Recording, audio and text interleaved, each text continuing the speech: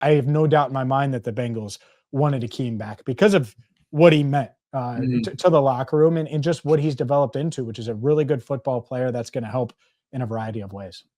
Arizona Cardinals' second signing or agreement during the tampering period is probably the successor to a fan-beloved Kazir White. They bring Akeem Davis-Gaither, formerly of the Cincinnati Bengals. We bring on from Locked On Bengals, BengalsTalk.com, James Rapien. What's going on, James? Tell me a little bit about ADG here. How does he impact the game, most importantly for the Cardinals going forward? Yeah, I think he's going to impact it in a variety of ways. First off, culture-wise, I think Akeem is going to be able to fit in any culture, is going to be able to be, especially at this stage of his career. He's 27 now. He's going into his sixth season in the NFL.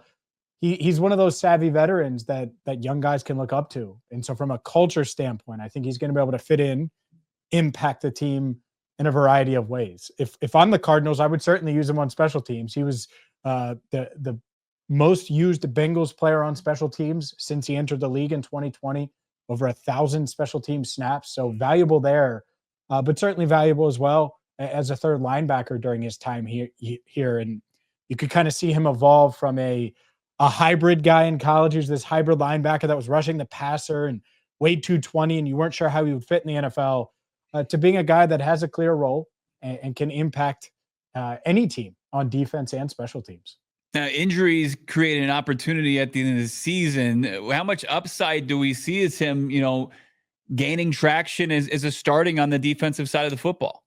Yeah, I think he could. He's certainly capable of starting. And what's interesting about him is will he take that next leap? I think he does have good ball skills, good instincts.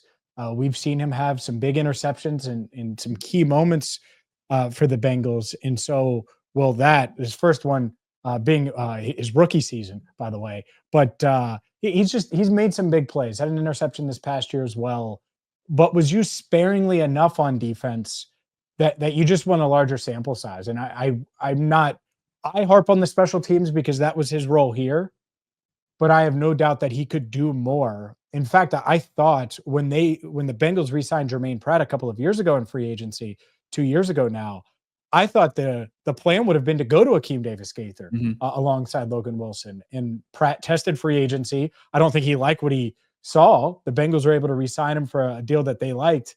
But looking back, maybe they would have promoted Akeem Davis-Gaither and gone that route because the Bengals defense has struggled some. So, no, I do think there's some untapped potential there. The quality of interceptions, it's tough to find. Patrick Mahomes, Lamar Jackson. I mean, the guy just he seems to take down some heavyweights there.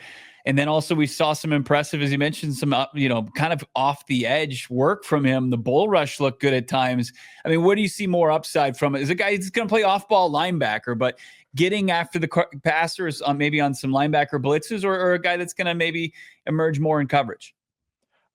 The first one. I would use him as a pass rusher. I would use him in that hybrid role at least a little bit because that's what he did in college. And so from an instinct standpoint, he's added size and certainly is someone that can hold up in the NFL. And you can have him. He's athletic enough to be in coverage. He moves well, but there are some issues there in coverage. I don't think he's going to be an elite cover linebacker. It doesn't mean he can't do it. Like you mentioned, the interceptions, it's not like he's had a bunch of them, but they stand out in my head.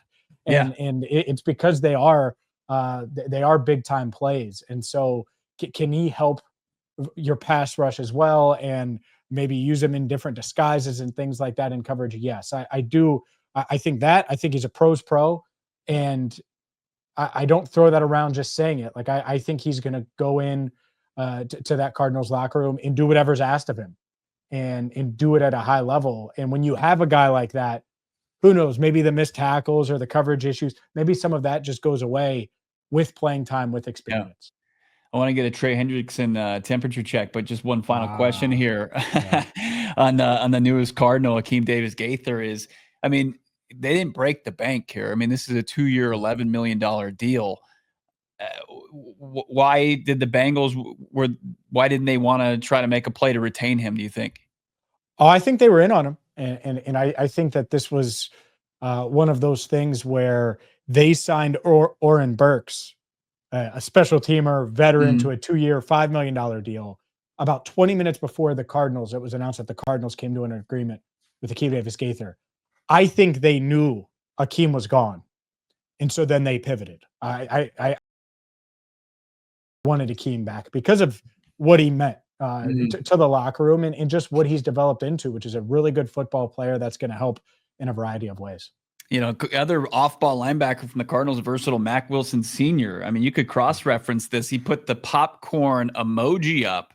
You could probably see the time with the signing of Oren. It probably will line up pretty conveniently there if we want to be some internet sleuths. Speaking of which, James, I mean, Trey Hendrickson, the Cardinals kind of checked in, but it's been pretty quiet on that front. Any more feeling on whether or not they're gonna move off of the NFL sack leader, or what's your feeling? When this happened and they gave him permission, I was like, man, this is gonna get messy. Because even if he finds the right deal for him, it's got to be the right deal for the Bengals. And they obviously think highly of Trey Hendrickson. They're not just going to give him away because NFL teams want him or are willing to pay him. And I think that's where it's going to get kind of weird and messy right now. And it's just unknown. You're not hearing much because I'm not sure Trey knows much on his end either. I'm sure there are a bunch of teams that want to pay him $30+ million. Yeah. But do they want to do that and then also give up what the Bengals would want in a trade?